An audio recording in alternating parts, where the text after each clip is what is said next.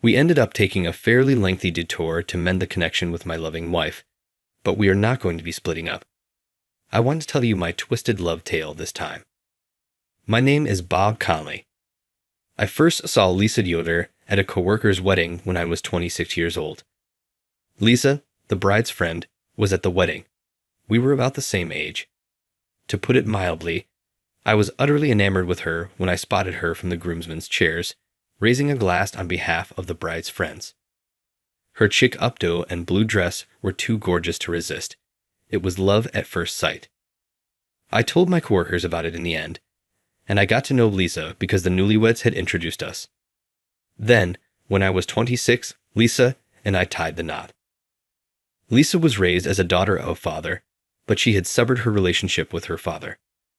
It turns out that my father-in-law enjoyed gambling and struggled to maintain a steady employment. Lisa lived with her father after losing her mother when she was young, but she appeared to have gone through a lot. Lisa's father had stopped visiting the family by the time she started high school, and she moved away as soon as she finished. She seems to have made it on her own ever since, taking part-time jobs. I wanted to marry this powerful woman and make her happy, even if I knew her past. Thus, Lisa and I tied the knot when I was 26 years old. However, life was not all happiness after that. Lisa became pregnant not long after we were married. We were ecstatic because we both desired children. However, she lost her pregnancy before she could reach the stable phase. After one loss, we may have moved on, but Lisa was truly worn down by 2 in a row. Lisa was diagnosed with infertility after we underwent some tests at the advice of our physician.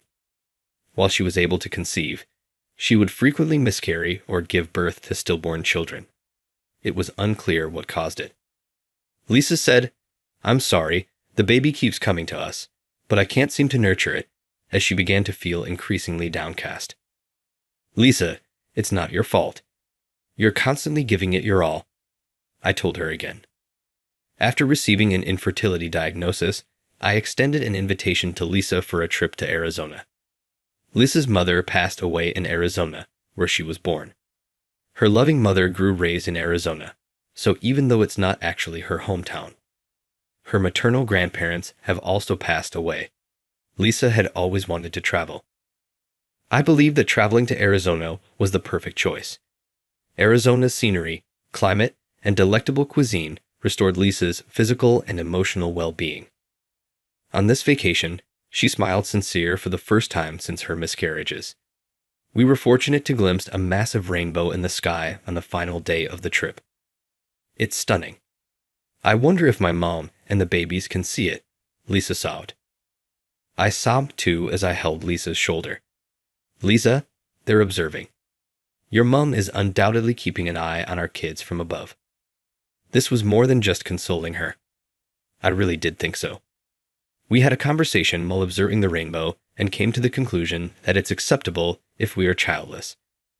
As a couple, we would encourage one another. Do you think that's okay, Bob?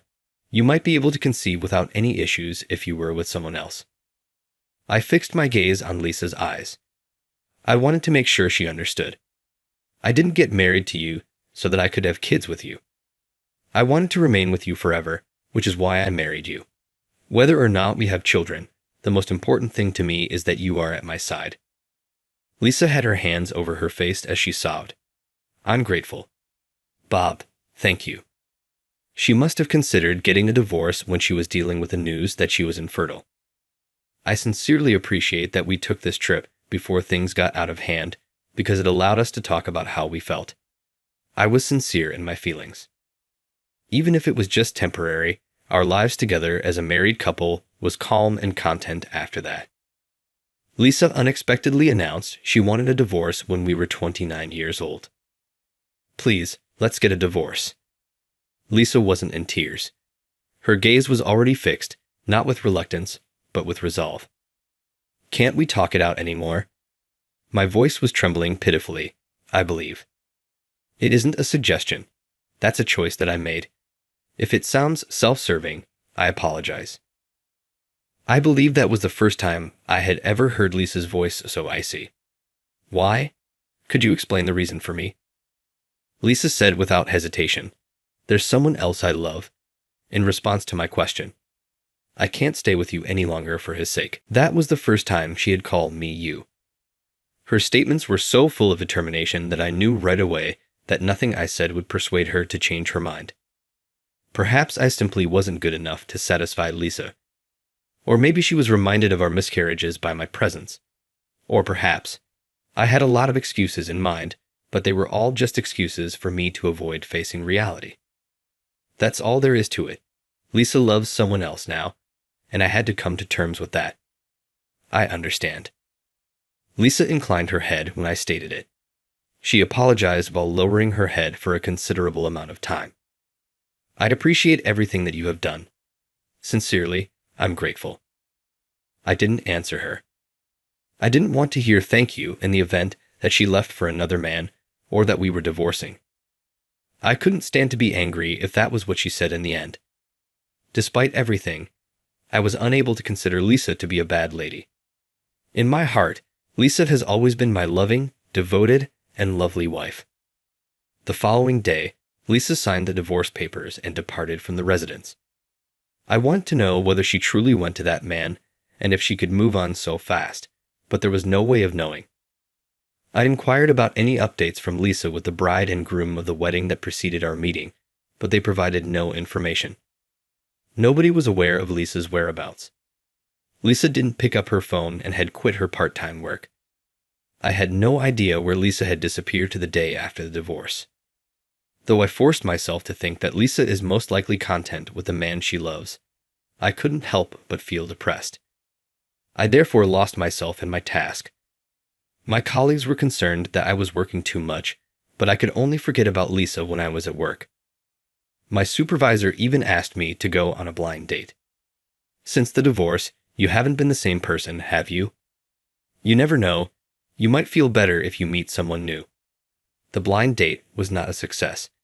The woman expressed her want to reconnect, but I was unable to envision a future together.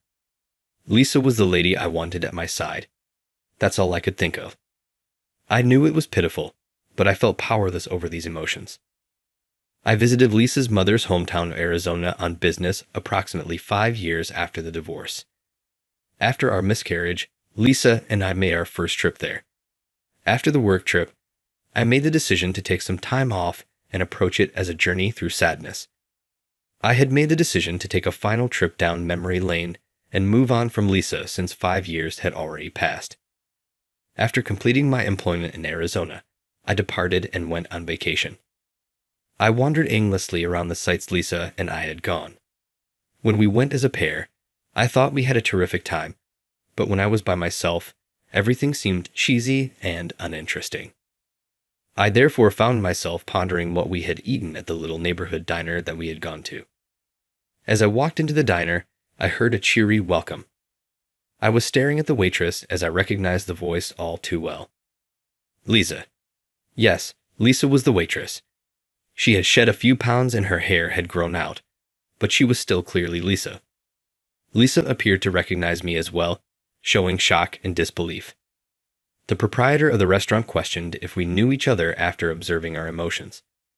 Upon disclosing my status as Lisa's ex-husband, the proprietor kindly allowed Lisa to take a break. I warily stared at Lisa since I was concerned that she could find it bothersome, as it was a true coincidence to see her. Lisa appeared perplexed as well, but I believed that this chance meeting could be destiny.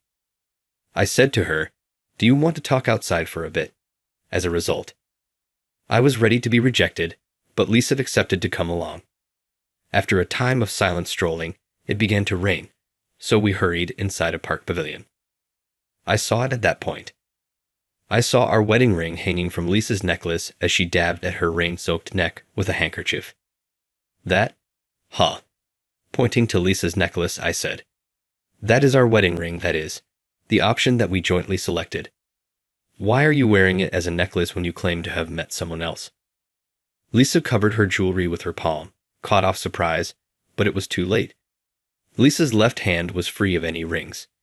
Why was she still in Arizona if she hadn't remarried? Perhaps there was a reason for our split that I was unaware of. That was my thought process. Ultimately, if she was content with someone else, would she have shed so much weight?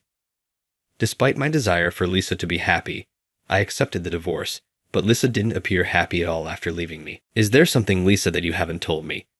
For the previous 5 years, I wanted to forget about you, but I couldn't. I'm revisiting Arizona for that reason. But this isn't how I can return to New York. Why do you still treasure the ring so much? Was finding someone else the true cause of our divorce? Kindly let me know. I ask you to please. Lisa remained silent for a time after I bowed my head. But at last, she started talking, maybe realizing that I wasn't going to back down. The truth is, I got a call from my father. After our marriage, Lisa hadn't disclosed her residence to her divorced father. But my father-in-law was able to locate her and had reportedly given her a call. He begged Lisa for a loan because he had accumulated debt and lost a lot of money gambling. Naturally, Lisa declined him, but over time, their communication grew more frequent, and it appeared that calls were beginning to arrive at her office. Not only was her father making these calls, but unidentified persons also claimed to have given him money. It seems that Lisa's father even made threats. He threatened to bring it up with her spouse if she didn't stop denying. I was not aware of this. Why did you not approach me? Nothing took place. You had to have been afraid. Bob, I think I've already given you enough grief about not being able to have children. In addition, I didn't want the debt to be a source of financial anxiety for you. My dad asked for a loan, and I wasn't sure if that would be it or not. I felt it would be wiser to cut ties with you if there's a potential this could carry on forever. Bob, I felt completely powerless when I discovered Lisa's feelings 5 years later. Lisa must have been devastated by her father's constant communication. I wasn't even aware that I was living day to day at the time. Lisa decided to get a divorce, keeping me in mind. It makes me loathe myself to feel like I've just ever terrified and worried you, Lisa. Do things remain the same as they were? Did your father still give you calls? In response, Lisa shook her head slyly. It appears that a year after our divorce, her father passed away.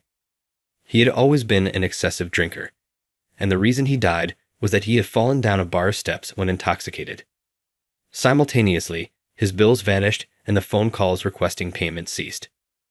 Even though I was somewhat glad that the loan was paid off, I was nevertheless saddened by the loss of such a horrible dad. The connections of blood are weird, Lisa remarked quietly. However, I assumed that was just Lisa being nice. Generally speaking, individuals wouldn't be upset to see their abusive, uncaring parents die. I found Lisa was still as sweet as ever, even after our divorce. But all of our issues ought to have vanished if her father had died. I wish she had gotten in touch with me then. Lisa said, "Actually, Bob, I asked a friend to check on you," as if she could read my mind. I felt I should stop interfering and stopped contacting you when she told me you were meeting with the daughter of your employer for a matchmaking session. I didn't tell that buddy where I was staying, and I requested her to keep my predicament private. No, you're not correct. That was merely my boss's favor. I went just out of need. Naturally, I declined it. I had a matching meeting during the period we were divorcing, so I didn't need to worry. But I hurried to offer explanations. I didn't want the person I met to think I was in a successful relationship. My feelings for Lisa didn't seem to have changed, and when I learned that Lisa hadn't divorced me because she despised me, I had an emotion that was difficult to put into words.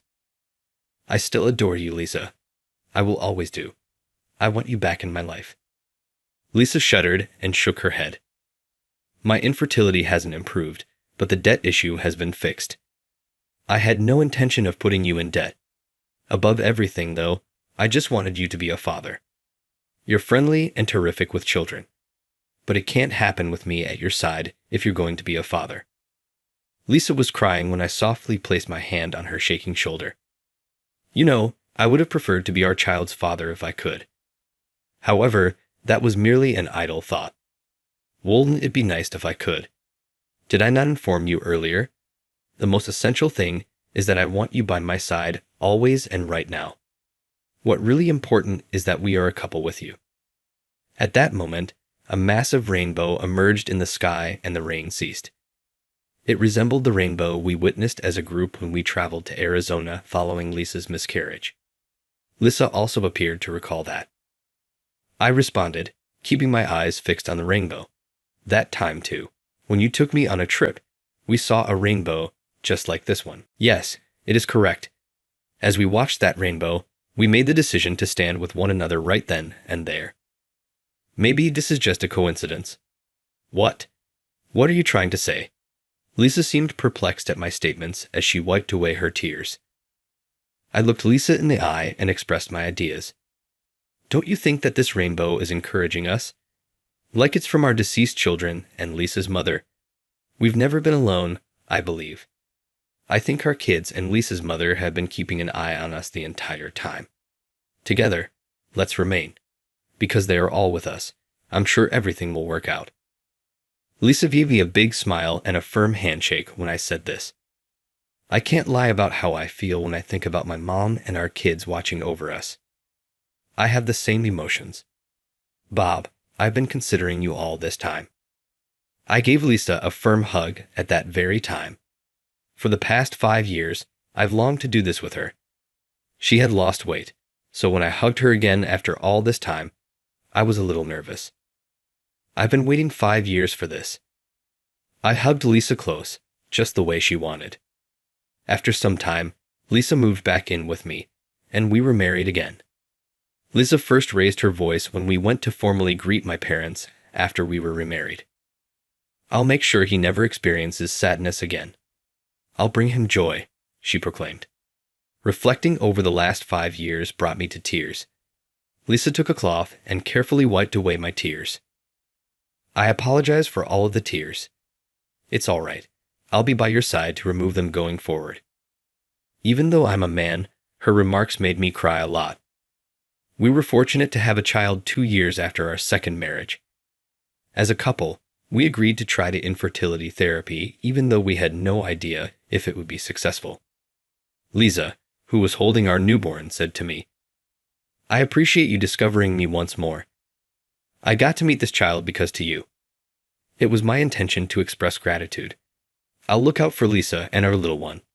I'm resolved to treasure this joy so that our family won't ever be split up again.